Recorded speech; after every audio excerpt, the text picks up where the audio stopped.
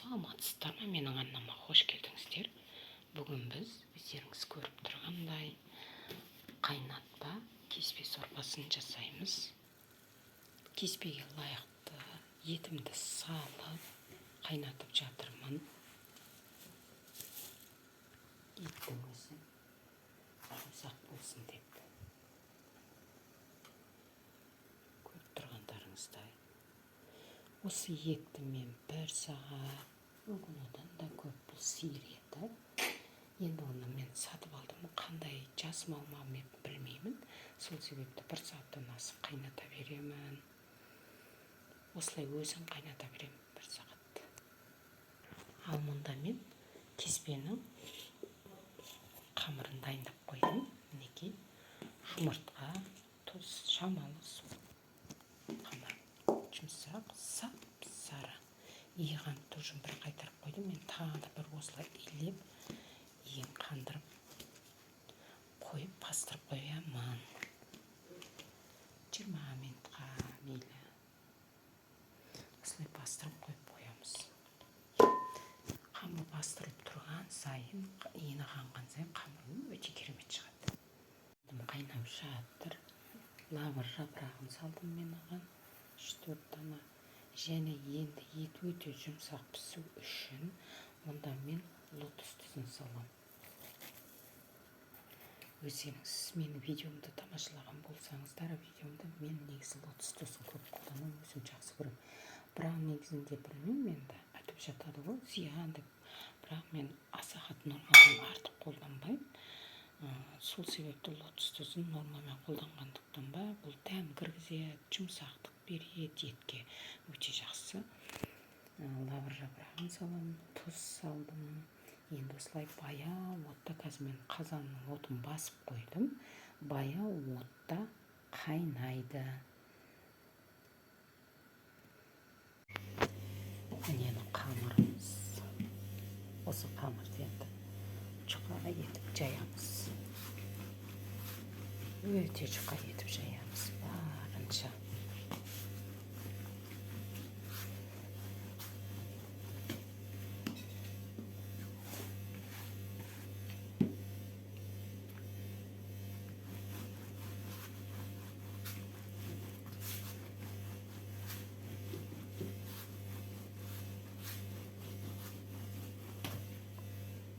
Бір суала, шағын кішкентай ғана бір суала. Міне қамырымыз әлі де жаямыз. Сап-сары. Қамырымызды ұрпақсыз жаямыз. Міне жақындап қалған кезде ұрпақсыз кәдімгідей жеңіл түрде. Ұрпақсыз осылай көп айналдырмай, осылай жиі ашып істеп отырамыз.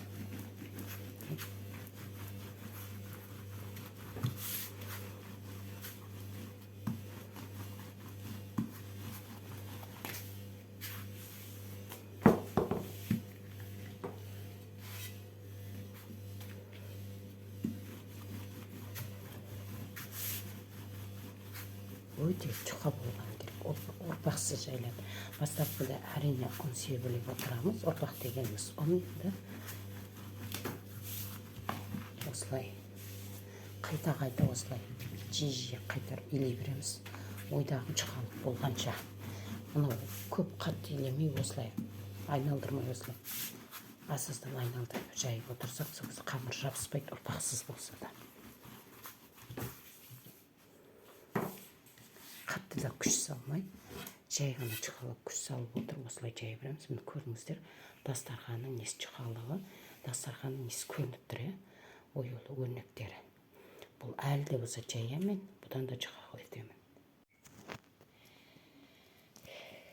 Міне қамырымыз дайын болды. Өте жұқа. Қол салған кезден көрініп тұр, саусақтарымыз.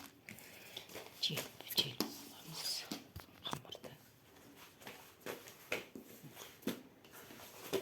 Қамыр өте сапалы. Осылай жайып тастай берсеңіздер де болады. Менен бұл қамырды жайып қоямын. дегдетіп аламын. Бірден кеспеймін. Бірден кесуге болмайды. Міндетті түрде біраз күнге немесе салқындау жерге қойып осылаймен біраз сәл қамырды қаттырыңқыратып аламыз. Содан кейін барып кесеміз. Міне менің титтай ғана бір жұмыртқаға иленген қамырым жұқа жайғаннан кейін үлкен суала болып шығады.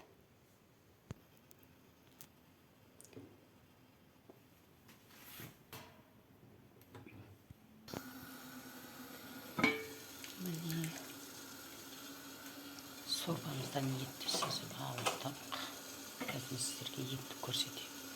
Ет енді үлбірегенде өте керемет жұмсақ. Бұл жерде енді мен мына картопты салам, 5-6 картоп. Осы сорпама картопымды салам.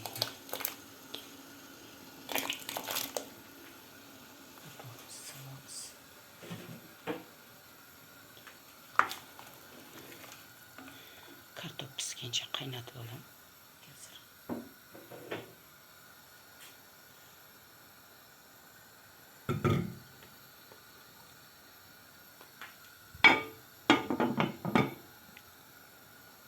Енді қазір тұзы бәрі өте керемет әдемі. Мына ет.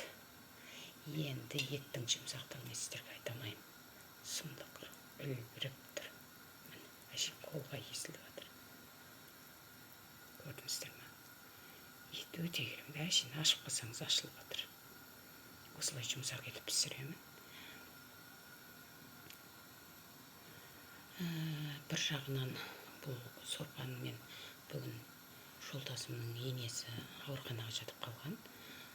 Яғни анамыз, екінші анамыз сол кісіге мен бүгін қайнатпа сорпа істеп барамын. Ол кісінің ең жақсы көретін тағамы ғой. Менің осы кеспе сорпамды жақсы көреді. Сол кісінің өтініші бойынша да мен мына етті ұзақ қайнаттым. Жас үлкен болғаннан кейін ол кісілерге жұмсақ болғаны жақсы ғой. Негізінде еттің осылай жұмсақ піскенінде жақсы деп ойлаймын. Сорпаға да дәмі шығады, өте керемет. Мұнда бір бас пияз және салатым. Пиязды майдалап тураймын да, қазір мен майға қуырып, үстіне салат салып қуырып аламын. Қазір енді бөлек шамалы ғана сұйық май құямыз, көп емес. Міне осындай кішкентай ғана сұйық май құямын.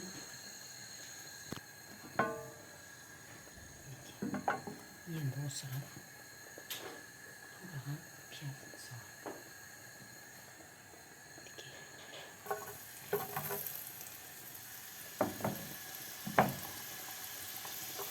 Пиязын салып қуырып аламын.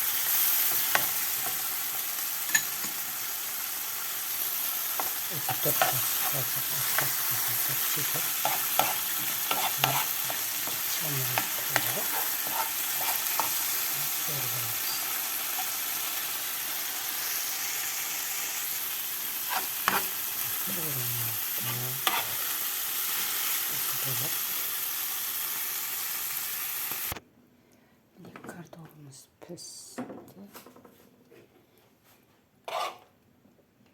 Қорған пиязымыз саламыз.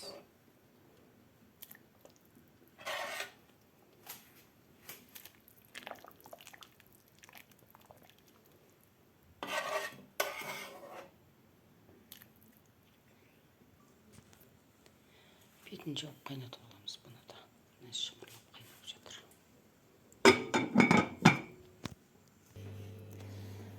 Қамырымызды жаңағы қаязу керек та, кесу үшін. Қазір әлі қатты қаязыған жоқ. Егер біз орайтын болсақ, бұл бірігіп болады. Сол себепті кескен кезде де, сол себепті де егер де не болса, осылай бір тастап алып, қаяздап кептіріп алуларыңызға желді болады. Бұлай. Қамырдың қаязған өзі сол кезде бүктеліп қалған кезде де қаттылау болып тұрады. Мынандай шеттерінде көп тұста осындай сияқты қаязу керек. Қаттылау ұстаған кезде. Мен міндетті түрде осылай қамырымды істеп аламын асығыста.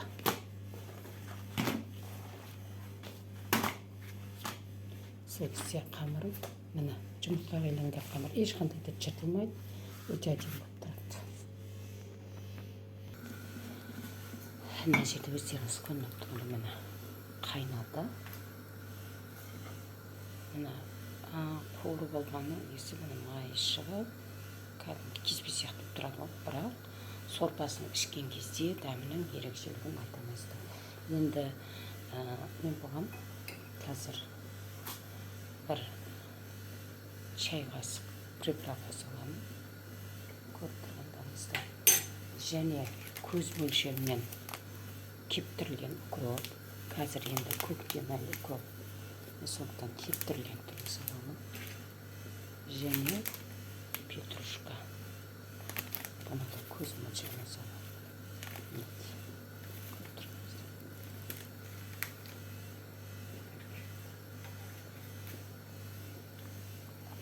Қайнатып аламыз 5-10 минут.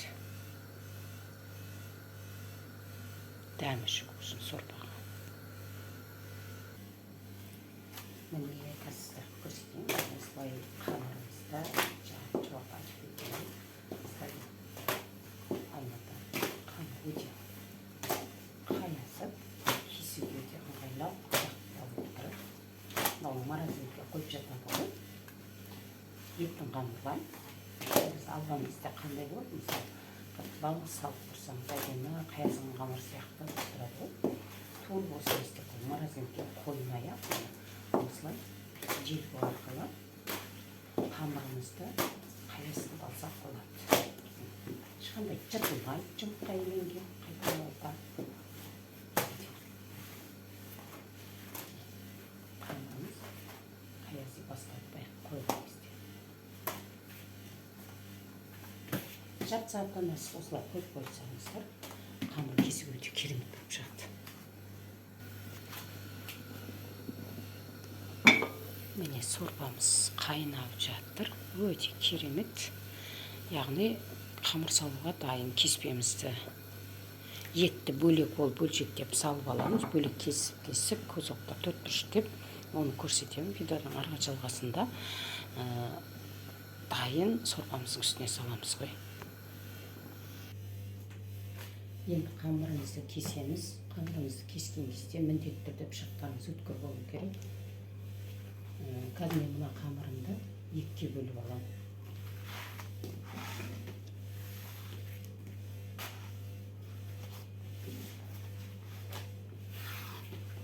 Міне көрдіңіздер ме? Әдемі. Біз жайып қоя саламыз. Енді мына бөлшегімді төртке бөліп алсаңыздар да болады. Бұны кесуге өте ыңғайлы. Енді осыны ораймыз. Аса жалпақ емес, кәдімгі орташа мөлшерде орап тастаймыз. Үстімізді енді қаймамызды кесеміз. Өте жіңішке пышақтың өткірлігі керек.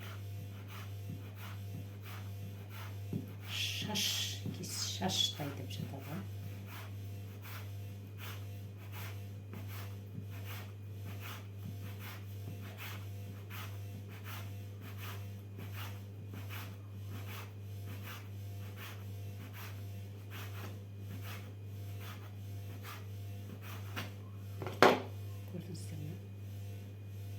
Осындай керемет астында шаштай қылдырамыз, ары қарай жалғастыра береміз турамызды. Бұл жерде маңыздылығы сол пышақтың маңыздылығындағы пышағыңыз өткір болса, сіздің қамырыңыз шаштай болып өте керемет кесіліп болады. Қамырды кептіріп жайып қоюдың несі міне осыда. Қамырымыздың әдемі ұрпақсыз кесуге өте пайдасы көп. Ұрпақтыққа жетеді дейді кескен кезде осылай кептіріп алсаңыздар.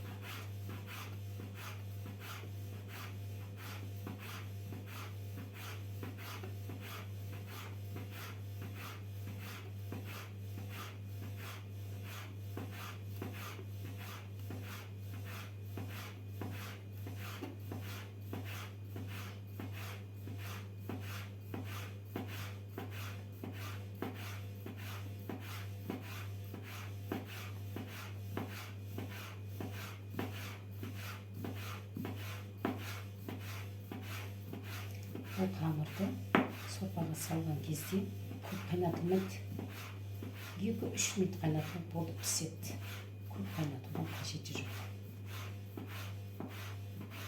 Шуға шаштай болып кесіліп отырғандықтан 2-3 минут бір қайнатып өткізіп көбін шығарып, көбін тарқатып, сабырып алып болып кеспеміз дайын болады.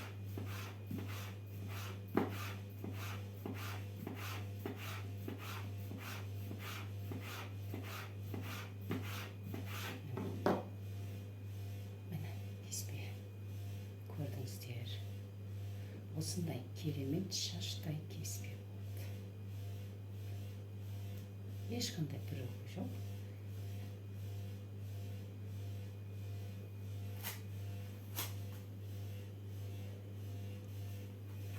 Міне көрдіңіздер ғой, өте бірікпейді. Керемет шаш.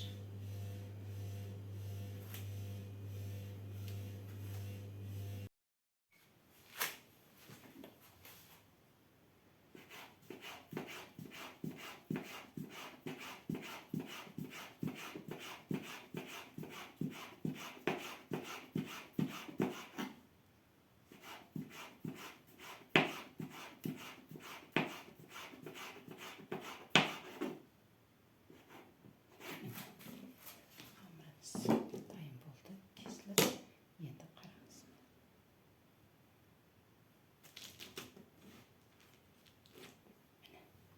Керемет. Кішкентай ғана соғылған қамырымыздан біздің сіздерге көрсетеді. Осынша қамыр шықты. Бірікпейді, ешқандай шашылып төгіліп тұр. Ешқандай бірікпейді.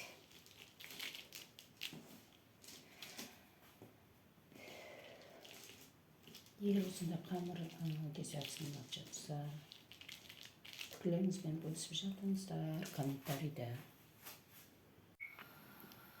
Етімізді қазір төлкіштіп жып-жылы болып тұр. Төлкіштіп тураймыз.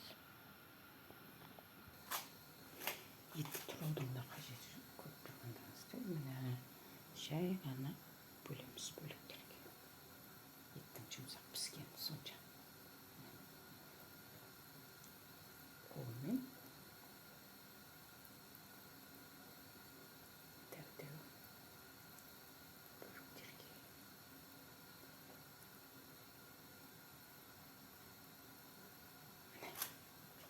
Етімізді осылай турап қойдық. Енді қамырымызды саламыз. Міне қайнап жатыр. Енді қамырымызды саламыз.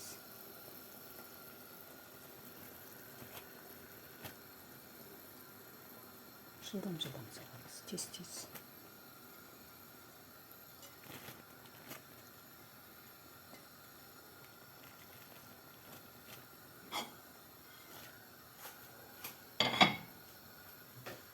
Қосып жібереміз міндетті түрде.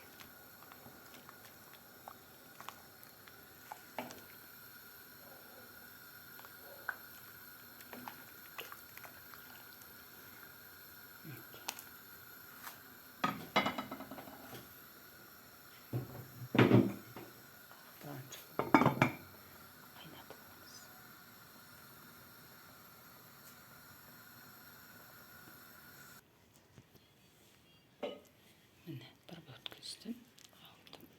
Oldu, pişti.